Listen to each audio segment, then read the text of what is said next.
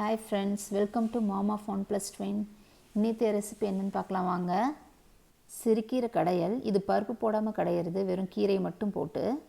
நான் 2 கட்டு கீரையை எடுத்து க்ளீன் பண்ணி வச்சுருக்கேன் அலசி. ஒரு கடாயில் 1 டம்ளர் தண்ணி ஊற்றிக்கோங்க. 1 ஸ்பூன் ஜீரகம் போட்டுக்கோங்க. அது கொஞ்சம் சூடானதுக்கப்புறம் தேவையான அளவு உப்பு போட்டுக்கோங்க. அதிகமாக உப்பு போட்டுறாதீங்க, கீரையில் ஆல்ரெடி உப்பு இருக்கும். இதுக்கு சின்ன வெங்காயம் ஒரு 15, 5 பல் பூண்டு, ஒரு சின்ன தக்காளி, 2 பச்சை மிளகாய் எடுத்து வச்சுருக்கேன். தண்ணி ஓரளவு சூடானதுக்கப்புறம் பச்சை மிளகாய், பூண்டு, தக்காளி, வெங்காயம் எல்லாத்தையும் நான் போட்டுக்கிறேன். இதுக்கு முக்கியமாக சின்ன வெங்காயம் யூஸ் பண்ணுங்கள். பருப்பு இல்லாமல் கடையிறதுனால இது கீரையோட டேஸ்ட்டு நல்லா தெரியும். இந்த பூண்டு, வெங்காயம், பச்சை மிளகாய் இதெல்லாமே ரொம்ப வேக வச்சிடக்கூடாது. ஒரு 50% வெந்தால் போதும். அப்போ தான் நம்ம சாப்பிடும்போது அந்த ஆனியனோட டேஸ்ட் நமக்கு தெரியும். பாருங்கள், நல்லா தண்ணி கொதிச்சிருச்சு. இப்போ மூடி போட்டுக்கலாம். ஒரு 2 நிமிஷம் மட்டும் வேகட்டும். பாருங்கள், இது எல்லாமே பாதி தான் வெந்திருக்கு. இப்போ க்ளீன் பண்ணி வச்ச கீரையை நான் போட்டுக்கிறேன். இந்த கீரையை நான் ஜஸ்ட்டு வேர் எடுத்துகிட்டு தண்டோடு அலசி வச்சுருக்கேன். எப்போவுமே கீரையை தண்டோடு யூஸ் பண்ணுங்கள். அதுவும் இந்த சிறுகீரையெல்லாம் தண்டோடு யூஸ் பண்ணும்போது நல்லா டேஸ்ட்டாக இருக்கும். இந்த கீரையுமே பார்த்திங்கன்னா ரொம்ப நேரம் வேக விட்டுறாதீங்க, டேஸ்ட் இருக்காது. அந்த ஆவியில் ஒரு 2 மினிட்ஸ் வேக வச்சா போதும்.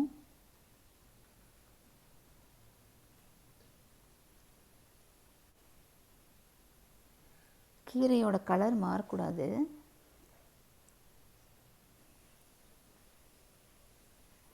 க்ரீனிஷாக இருந்தால் சாப்பிட்றதுக்கு நல்லாயிருக்கும். நான் மேலே இருக்க கீரையெல்லாம் வேகாத இருக்கனால நான் திருப்பி விட்டுக்கிறேன். பாருங்கள், இந்தளவுக்கு வெந்தால் போதும். இது 50% தான் வெந்திருக்கு.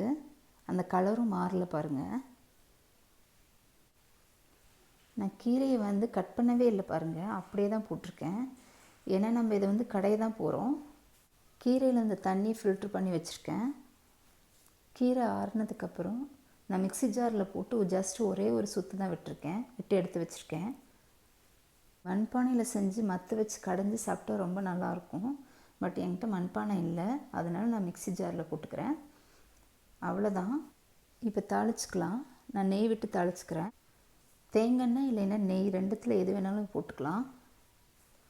நான் 2 ஸ்பூன் நெய் விட்டுருக்கேன்.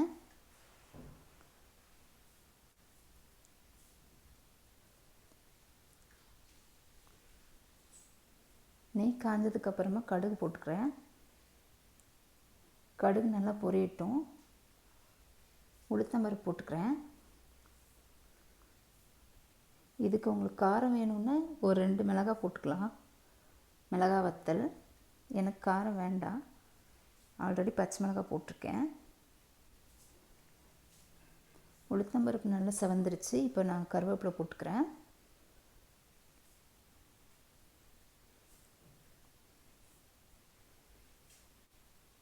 அவ்வளோதான், தாளித்து கொட்டிக்கோங்க.